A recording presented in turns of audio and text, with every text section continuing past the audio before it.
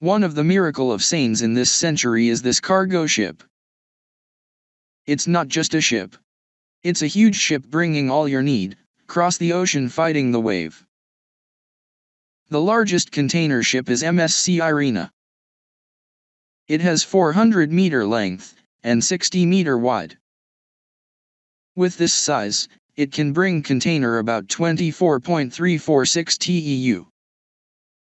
The question is, how the ship bring all the container safely cross the ocean with unpredictable wave without sinking? What makes the container doesn't fell down to the sea? In this video, we will reveal the secret engineering behind the container ship. First, the bigger the ship, easier to float. If we talk about how an object float on water, we need to compare the density between water and iron in same volume. As an example, iron has density about 7,850 kg per meter cube, while water has density about 997 kg per meter cube. If the size is 10x5x5 meter, then the volume is 250 meter cube. How many the weight each? Iron has weight 1,962,500 kg while water has weight 250,000 kg.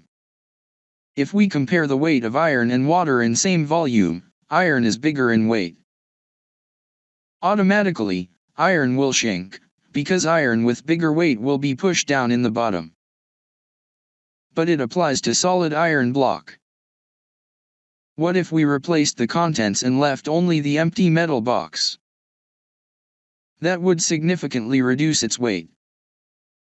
However, even though the weight is reduced, its volume remains the same. If it weighs only 100,000 tons, it would be lighter than the same volume of water. Therefore, the metal will float to the surface because it is lighter than water. The difference between the weight of this hollow metal and the weight of the same volume of water indicates how much capacity the metal can carry to prevent it from sinking. That is why, the larger the ship, the greater the difference between the weight of the water and the weight of the ship. So, even if it is fully loaded, the ship will remain afloat, because its total weight does not exceed the weight of the same volume of water. This is the principle of buoyancy. What we just discussed was just an illustration to make it easier to understand. It will be discussed in more detail in Archimedes' principle. Second, regarding the structure of the ship.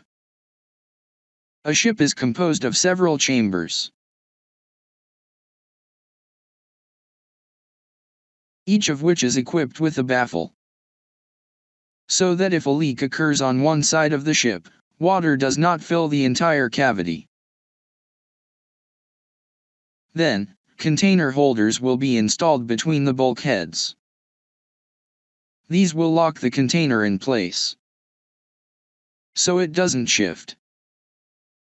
Then, at the front, we'll see a protruding section. This is called a bulbous bow. Its function is to prevent ocean waves from rocking the ship. Third, load distribution. Containers will be placed both inside and on the ship. This will cause some parts of the ship to sink below the water line. The load distribution between the parts that are submerged must be heavier than the parts that are above the water line. This will allow the ship to maintain its balance. So, even when buffeted by rough seas, it will remain upright. Sometimes, to ensure balance, water tanks are installed, usually located inside the ship's side walls. It will distribute the load more evenly below, thus increasing the ship's stability. To ensure this load distribution, containers are sorted. Heavy-duty containers are placed inside the ship. Covers are then installed on top of these containers, to support the containers above. Container holders are then installed at the top of the ship, to hold the containers above. And then the containers are filled with lighter weight containers. Fourth, the container locking system. Although container ships are relatively stable at sea, they can still sway and tilt several degrees. It's very risky to tip over stacked containers.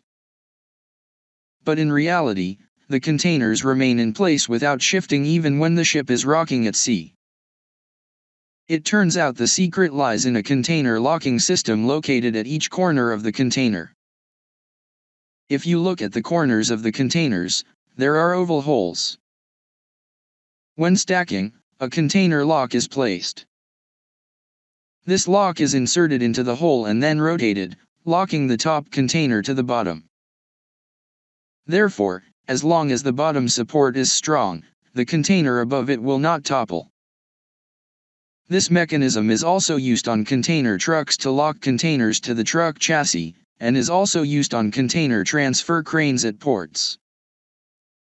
That's an animation of how a container ship can float despite its heavy load and safely transport containers without sinking. Hopefully, this has broadened our knowledge.